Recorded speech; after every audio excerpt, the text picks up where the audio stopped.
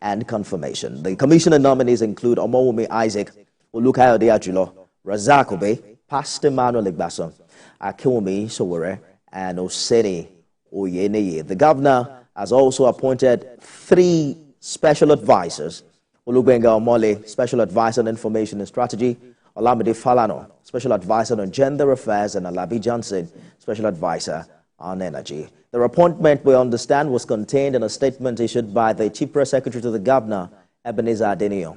The nominated commissioners were members of the State Executive Council that was dissolved last week. Now, we're talking security on the show this evening. The killing of Onikoro of Koro in Ekiti, local government area of Kwara State, has continued to elicit reactions. A Kwara State government delegation visited the community to commiserate with the people over the killing of their monarch. Oba Shegun Aremo was killed in a palace by some gunmen on Thursday night and they abducted his wife with 2 other persons. The state deputy governor, Kayode Alabi, who led the delegation, promised that the state government will indeed fish out the gunmen and also rescue the abducted persons.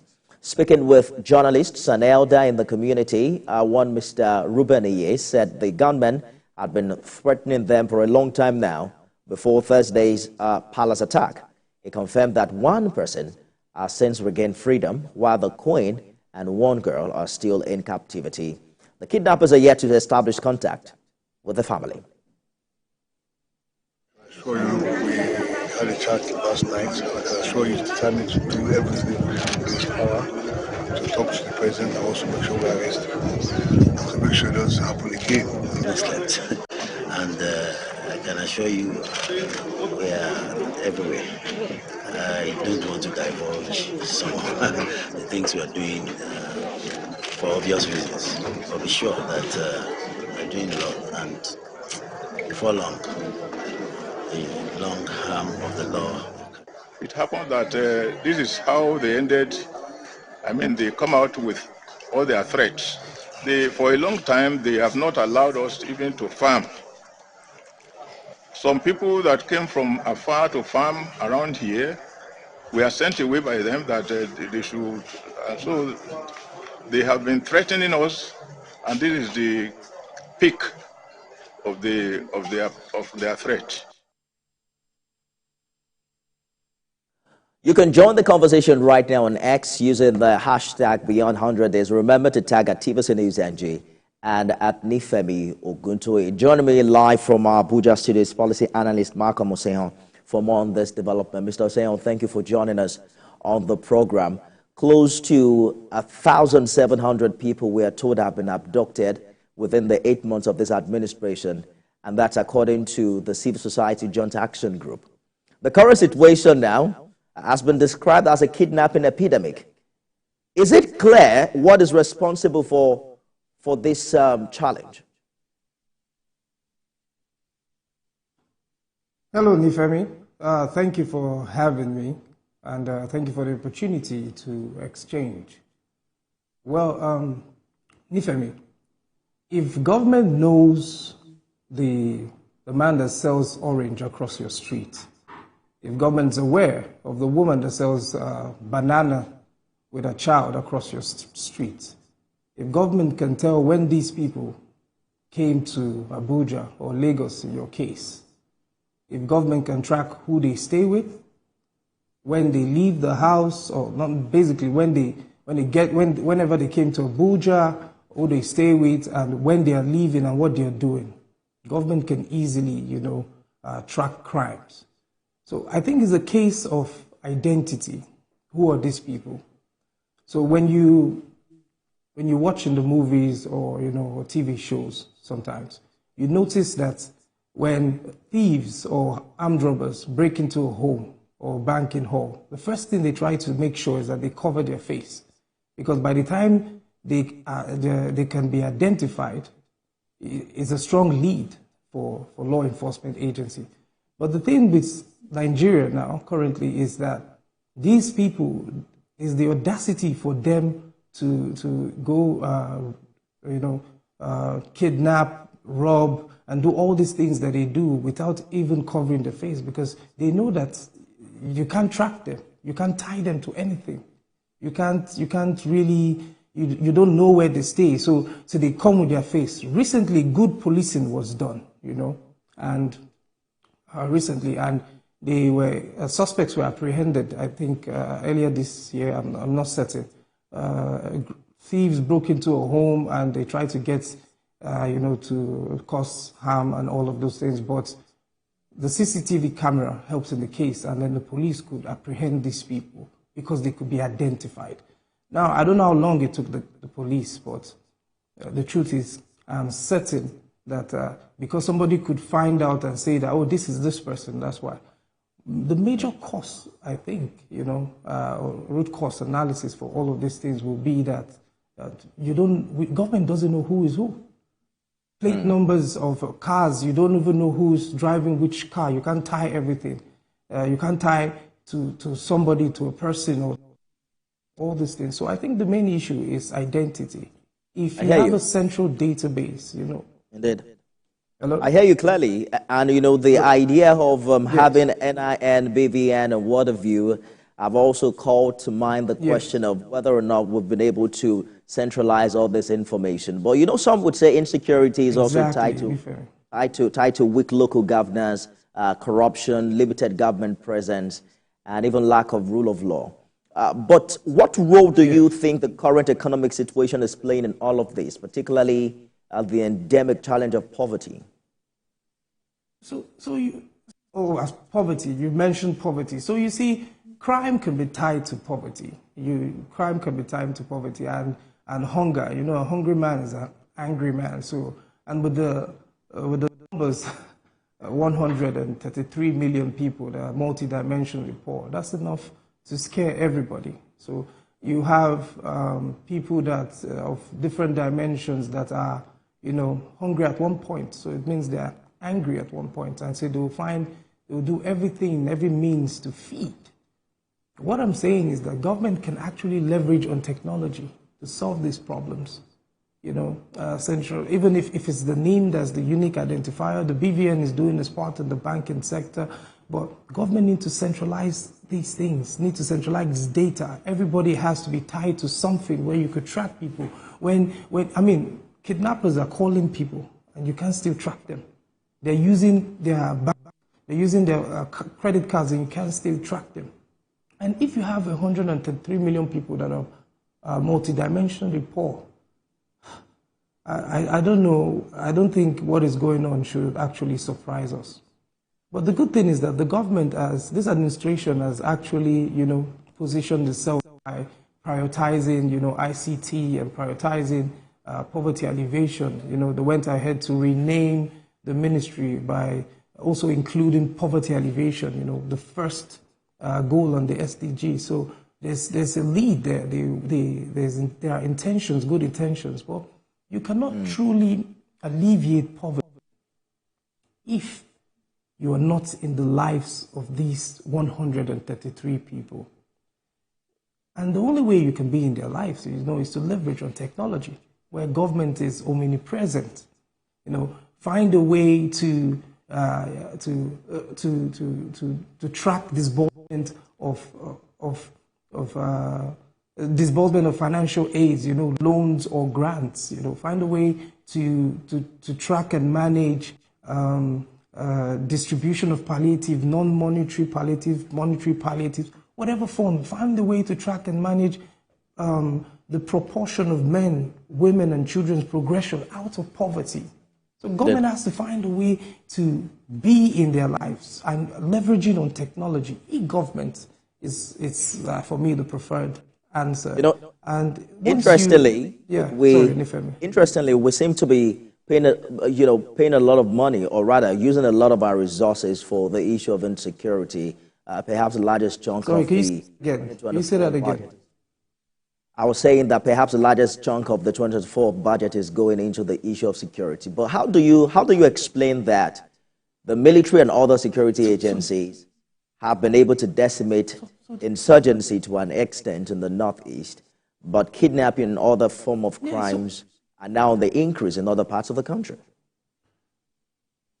Well, I could hardly hear you, but what I gathered is, you know, what I gathered from what you're saying, my response would be that if you don't have a centralized database, if you cannot track people, if you cannot follow people, if you cannot track people, basically, you know, if government cannot tie you to your plate number, for example, if they cannot tie you to something, to a location, to a person, it's going to be difficult. Whatever you know, mitigations or that's currently going on with the security agencies right now would just be used, you know, dusting the surface and not going direct to the roots. When you can identify people, it's easier. I listened to a senior police officer who was talking about, you know, tinted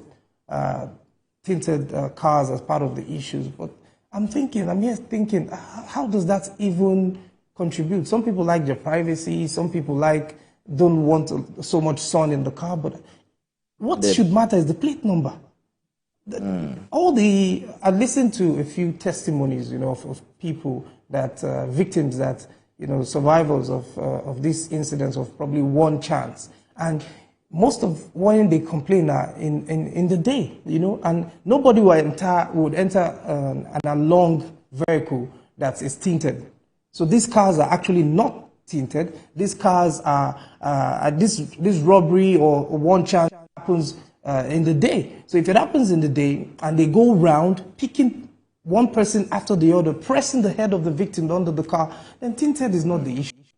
You can put let all the structures that the law enforcement agency are doing are beautiful. But if you do not, it sounds like you're saying that until we get our data right, we might, you know, be far away from solving these problems. But let me also bring into the conversation a counterterrorism expert, Olatubosun Abolarinwa, who joins us now from Osun State. Mr. Abolarinwa, I'm sure you're following developments, particularly in the southwest, with the killings of traditional rulers in Ekiti, and another killing in a part of Kwara State, and several abductions. Do you think that traditional rulers in the southwest are being targeted? Is that the situation right now? Yes, it is absolutely right, and it is beyond kidnapping, it is beyond insurgency, it is beyond the current insecurity that we have in the country. Yeah, I think this is a new trend. And I think there is need for us to look at it a little bit more differently.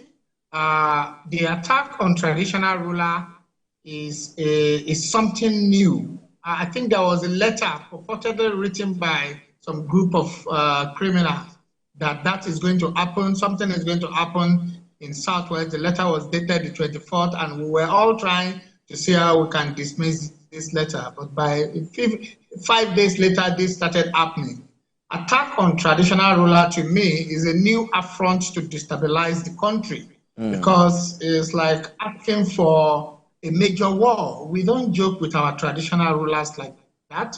And I hope that the government will rise up to this before something else begins to happen. Attack on traditional rulers is an attack on farmers, just like we have in Benue. We're seeing the high increase in the cost of food now, all the way from Borno to Benue. Farmers couldn't go to farm. I'm sure you remember a few years ago that 100 farmers were slitted in the throat while harvesting or planting rice in Borno recently. So there's been a scare in all the farm, and it's affecting food.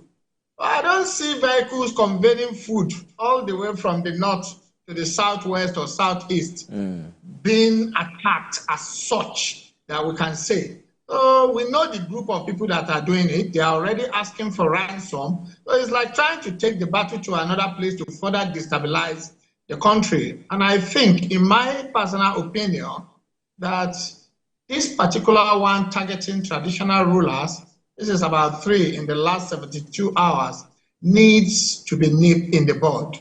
There has to be a stop to it, and it has to be full stop. I wouldn't want to qualify the action of the security agencies now. I personally want to believe that there's a lot of work going on in the background. I hear you clearly, Mr. Bolariwa. Quickly, let us touch on what you think the solutions are, because we're hearing quite a number of suggestions in this regard. Some have reiterated the call for proper arming of the Southwest Nigeria security network that we know as I think the solution is still divided into two. We cannot put it on the neck of security agencies alone. Community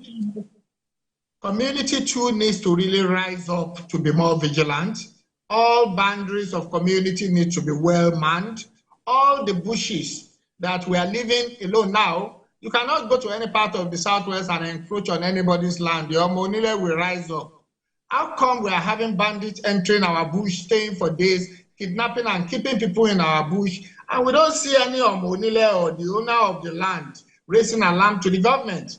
So while we give certain part of this to the security agencies to rise up and nip this in the bud, the community too needs to rise up to this challenge. There is fire on the mountain in the Southwest. There is fire on the mountain in the Middle Belt. It's been ongoing. The government should try and engage the community and try to mobilize them on how to secure their environment. All right. DPOs, area commander, CP needs to do much about their areas. The civil defense, the Amotekons, this is the time for them to really fasten their belt and make sure that our roads and bushes are more secured. Indeed. I will get back to you in a moment, Mr. Bolariwa. Let me bring back Mr. Sahon back into this conversation. So I'm sure you are following reactions closely on this matter. Some are saying perhaps it's about time to reshuffle, the leadership architecture in the security of Nigeria. Do you agree that the president should start sacking service chiefs, and whether or not they are faring well where their job description is concerned in recent months? Nifemi, you said something that's really long, but I can't even hear you. I'm struggling to actually hear what you said, but I don't know. Could you? I'm asking, Mr. Osayon, if you agree with those calling for the sack of service chiefs as a result of the high spate of insecurity in Nigeria. Well, if I heard you correctly, if I agree with the calling of for those that are responsible to be sacked, is that what you said? The service chiefs.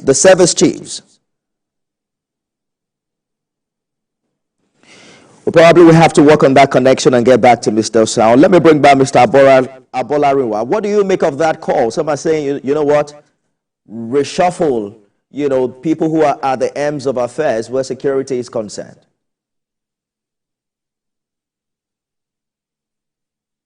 All right, we're going to work on that connection, everyone. Perhaps we should take a break and return with more. We're looking at the insecurity challenge in Nigeria and what the Tinubu administration should be doing differently. Stay with us, everyone. I, Tinubu, do solemnly swear